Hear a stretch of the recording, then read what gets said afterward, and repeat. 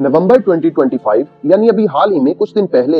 ईदगाह Karachi police station ने एक ऐसे मुलजिम को गिरफ्तार किया है जिसके मोबाइल फोन से मुबैना तौर पर 400 या शायद इससे भी नाजेबा किस्म की अखलाक बाख्ता वीडियोस बरामद हुई। ये मुलजिम गुज़श्ता 2-3 साल से हैकिंग में मुलव्विस था और लड़कियों के मोबाइल फोन हैक करके उन्हें ऑनलाइन अर्निंग का झांसा देता, उन्हें फांस लेता, जब उनका एतमाद जीत लेता तो फिर उसके बाद उन्हें किसी भी तरह ब्लैकमेल करता और अपनी प्लेस पर बुलाकर उनके साथ फिजिकल रिलेशंस कायम करता और उस चीज की वीडियोस बनाकर बाकायदा सेव कर लेता। और इन 2-3 सालों में उसने 100 से ज्यादा लड़कियों को अपना शिकार बनाया। अब आप सोच रहे होंगे कि इन 2-3 सालों में आखिर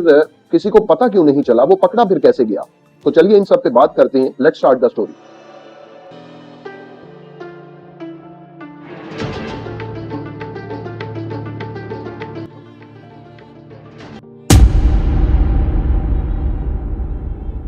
कराची की रिहायशी सारा नामी एक खातून को उसी की बेटी की दोस्त के नंबर से मैसेजेस आते हैं। वो बातचीत शुरू करती है, लेकिन जब कम्युनिकेशन जो है वो जरा वल्गर होने लगती है तो वो अपने हस्बैंड से शेयर करती है और वो दोनों मिलकर सारा की यानी अपनी बेटी की दोस्त के यहाँ पहुंचते हैं और उन्हें पता चलता है वहां पर कि सारा की तो जीमेल, व्हाट्सएप, इंस्टा सब कुछ ब्लॉक हो चुका है। तो वो सारी की सारी गेम समझ जाती हैं कि जरूर कि इस बच्ची का मोबाइल जो है वो हैक हो चुका है। सारा अपने हस्बैंड और बेटी की दोस्त को लेकर जब पुलिस स्टेशन पहुंचती है और उन्हें सारे मामले से आगाह करते हैं तो पुलिस वाले मामले की संगीनी को फौरी तौर पर भांप लेते हैं। यहाँ पुलिस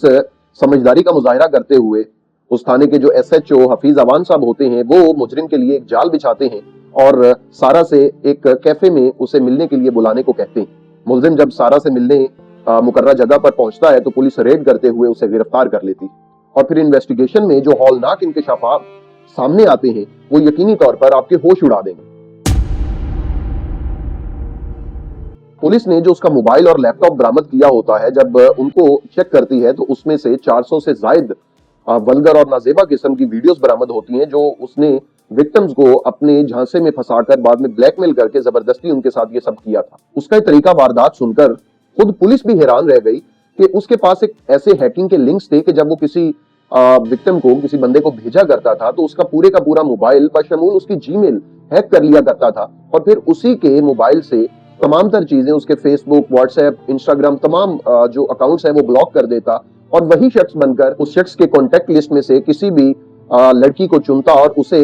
मैसेज कर देता। अब वो लड़की जाहिर है अपनी जानने वाली या अपना जानने वाला समझकर उससे बात करती रहती और वो उसे ऑनलाइन अर्निंग के बारे में बताता और इधर उधर की तमाम तर बातें बताकर वीडियो कॉल पे आता और उससे कुछ पैसे भी ट्रांसफर करता, जिससे वो लड़की जो है वो मुतमईन हो जाती कि वाकई ये ऑनलाइन अर्निंग जो है ये फेयर है। जब ये उसका अतमाद पूरी तरह से जीत लेता तो उससे कुछ प्राइवेट फोटोज वगैरह, उसका कुछ डाटा मंगवाता या उसे मिलने के लिए बुलाता और वहां पे उसे ब्लैकमेल करता और ब्लैकमेल करने के बाद जो है फिजिकल रिलेशन बनाता और इस चीज की वीडियो बनाता। साइबर क्राइम के एक्सपर्ट जो हैं अगर वो उसे इन्वेस्टिगेट करें और फोरेंसिक करवाएं उसके मोबाइल और लैपटॉप का तो ऐन मुमकिन है कि उसका कोई लिंक जो है वो डार्क वेब से जुड़ जाए कि जहां पे वो इन्हीं अखलाक बाख्ता वीडियोस का धंधा करता। और अगर इन्वेस्टिगेट प्रॉपरली किया जाए तो ऐन मुमकिन है कि पुलिस जो है इस मुलजिम के चलते उन लोगों तक भी पहुंच जाए कि जिनसे इसने ये लिंक्स वगैरह लिए थे या हैकिंग फील्ड में जो इसके स्पॉन्सर थे या इसे सपोर्ट किया करते थे। नाज़रीन, टेक्नोलॉजी जहां हमें बेशुमार फायदे देती है वहां इस किस्म के मुजरिम भी जन्म लेते हैं